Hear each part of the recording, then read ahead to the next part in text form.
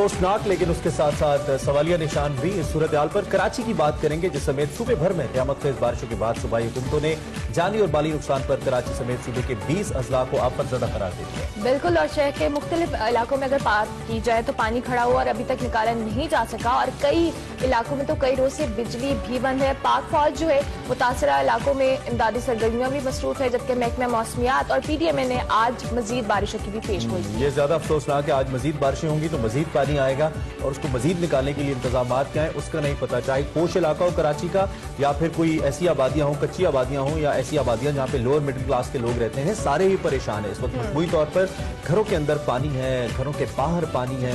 आज मजीद बारिशें होती हैं, हम सिर्फ अल्लाह से दुआ कर सकते हैं इस सुबह के आगाज पर कि अल्लाह आज की बारिश को खैर कर रखें, अल्लाह टाल दें, अल्लाह पाक रहम फरमाए और ये बारिशें कम हो और नुकसानदेह ना हो। इसी सूरत हाल के ऊपर इस वक्त एक तो ये कि जो 20 अजला को आफतज़दा करार दिया गया है, फिर मैनेजमेंट के जो मसाइल एडमिनिस्ट्रेशन के, सारी सूरत हाल पर ब्रिगेडियर रिटायर्ड हारिस नवाज साहब हमारे साथ इस वक्त मौजूद हैं वीडियो लिंक पर।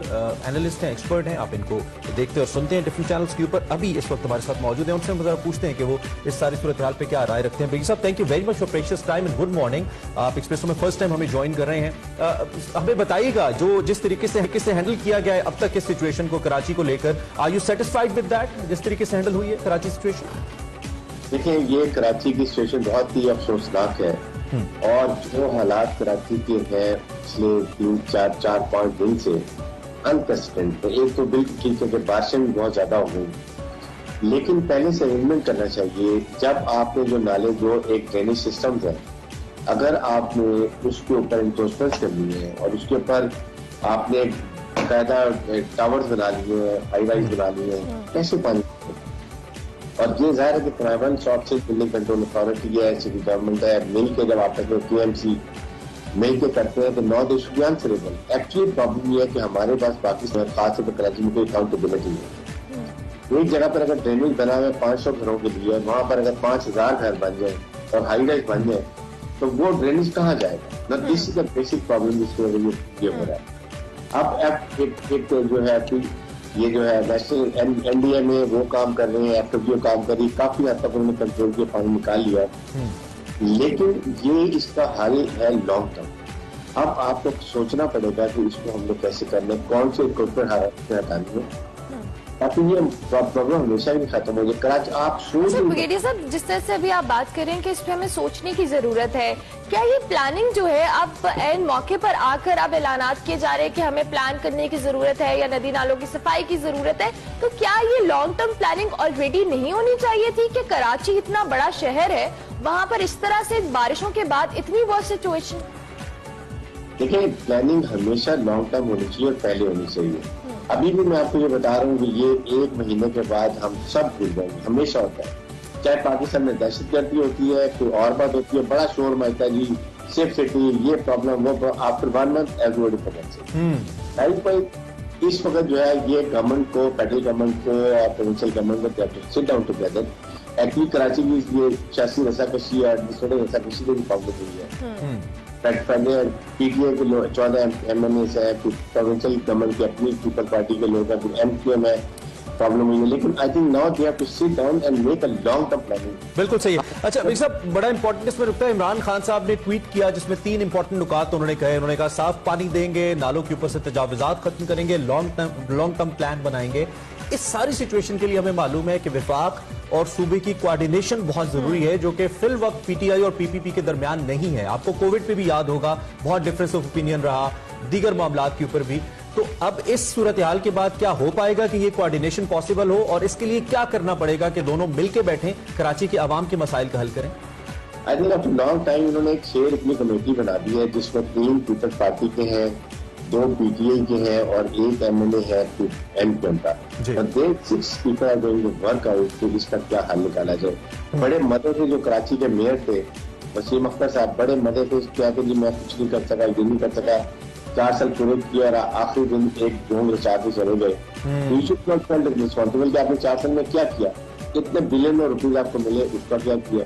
अब एटलीस्ट मैं ये कहता हूँ वो तो आप ठीक है इंक्वायरी करते रहे, लेकिन नाउ इज द टाइम कि इसके फौरन बाद आप बैठ जाए, मेक अ लॉन्ग टर्म। लोगों का 50-50 करोड़ रुपए का जो स्टोर था, जो ये बिग स्टोर होते हैं बेसमेंट में, सारे तबाह हो गए यार, बीच में तो कमन। और ये हाल है लोगों का, मैं बताऊं। इसी तरह डिफेंस के अंदर भी लोगों का ये हाल है कि उनकी बेसमेंट तबाह हो गई, घर पे सारे सड़कें तबाह हो गई है।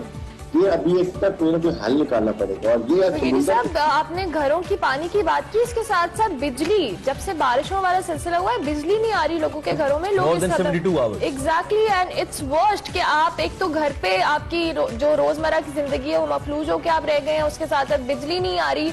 और फिर जब आप डॉक्टर्स में कल रिपोर्ट भी देख रही थी कि डॉक्टर्स भी कहते हैं कि इतनी देर पानी खड़ा होने के बाद या बारिशों के बाद मुख्तलिफ वबाई अमराज भी फैल सकते हैं। लेकिन इशू ये है कि जब तक घरों से पानी नहीं निकलेगा तो बिजली कैसे छोड़ेंगे। KLFT की प्रॉब्लम ये है कि वो कहते हैं अगर आप बिजली छोड़ देंगे तो करंट आएगा, इलेक्ट्रिफिकेशन और लोगों को करंट लग जाएंगे। तो दे वांट कि पहले पानी निकले, उसके बाद जो तैयार बैठे हैं ठीक करने के लिए, इवन जो बड़े बड़े सारे फीडर्स थे उनमें पानी चला गया।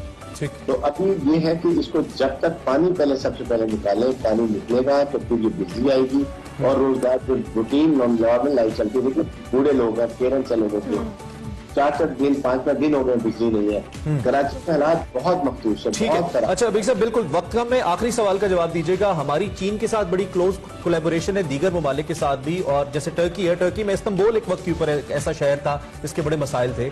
तो क्या ऐसा हो सकता है कि हम इसमें कोलैबोरेटिव एफर्ट कर सकें, किसी के साथ गवर्नमेंट एंगेज करे, मायरीन को बाहर से जो कराची के मसाइल पे हल करें? ओवरऑल एक सोल्यूशन क्या दे पाएंगे आप इस सारी सूरत हाल में? लेकिन सोल्यूशन ये है कि you make a short term and long term planning करें आप, देन सी द मॉडल की और मुल्क में अच्छा है तो उसको देख लें। बट द आंसर इसका वो ड्रेनेज ठीक करें। आप समुद्र के साथ आप सारे ड्रेनेज निकालें, समुद्र में फेंके, लेकिन जो आपने ब्लॉकेट किया हुआ है सारे बंद किए हुए हैं, उनको आपने उसके ऊपर सारा शॉपर्स डाल दिए, सारा ब्लॉक चोक करके रख दिया। ये आपने 3-4 महीने पहले क्यों नहीं इसको क्लीन किया? ये अब आगे जो इन्होंने नेशनल डिजास्टर मैनेजमेंट में आगे सारी सफाई की, ये पहले क्यों नहीं कर सके? आपके वाटर सीवरेज बोर्ड क्या कर रहा था, आपका मेयर कराची क्या कर रहा था, ये इनके करने के लिए। बिल्कुल सही है। असल में जितने भी मसाइल हैं एडमिनिस्ट्रेटिव हैं, आप ये कहते हैं गवर्नेंस के मसाइल हैं, कम से कम ये तो पीपल्स पार्टी MKM मिलकर कर ही सकते थे। हमने पहले भी सवाल उठाया था, लेकिन अब अगर हम अब भी माजी का रोना रोते रहेंगे तो शायद कुछ कर नहीं पाएंगे। बिग साहब, thank you very much. Early in the morning इंशाल्लाह आपको तकलीफ देते रहेंगे, आते रहेगा हमारे शो के अंदर और तबसरा अपना हम तक पहुंचाते रहिए। अभी हमें एक ब्रेक लेनी है, ब्रेक के बाद हाजिर होंगे। आप देखते रहिए एक्सप्रेसो।